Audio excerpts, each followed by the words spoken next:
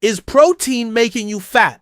Health experts weigh in on today's food focus. Flexibility and experimentation in diet could be key.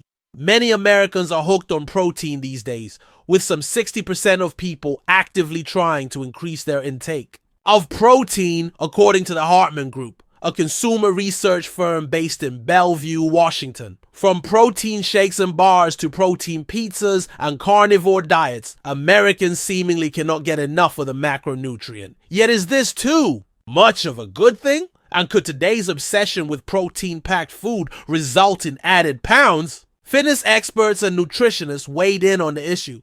Protein, Gary Linehan of California told Fox News Digital, is the golden child of muscle growth, strength, and performance. Linehan is co-founder of Human Garage, a wellness company. Based in the Golden State, the carnivore movement has exploded, claiming that plants are unnecessary, while vegans argue the exact opposite, pointing to longevity studies and plant-based champions like Wade Lightheart, who just won Mr. North America on a completely plant-based diet, he said. Rather than focus on either a carnivore diet or a vegan diet, most people can benefit from a diet that includes both plants and meats, said Linehan. The real secret? Flexibility, the ability to shift, adapt, and evolve your diet as your body changes, he said.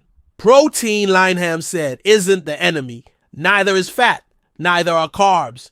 The enemy is rigid thinking. People should instead experiment with their diets, shifting to eating more or less protein and observe how their body reacts, Linehan said. Want to know what works for you?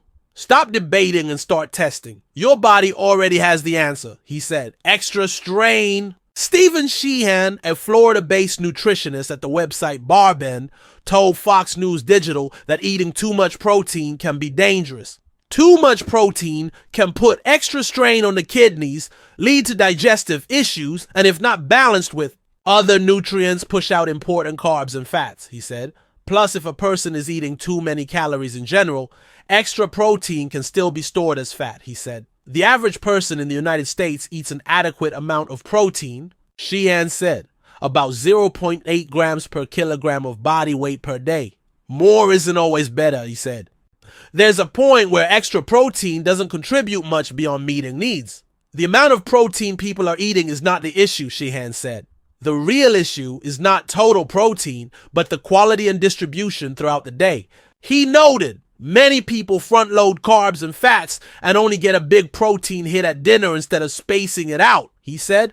A lot of protein-heavy products have added sugar and fat, he said, which cancels out any metabolic advantage protein might have. As Linehan did, Sheehan also advocated for a mixed diet of carbs and protein for most people. The focus should be on balance, not just cramming in as much protein as possible, he said.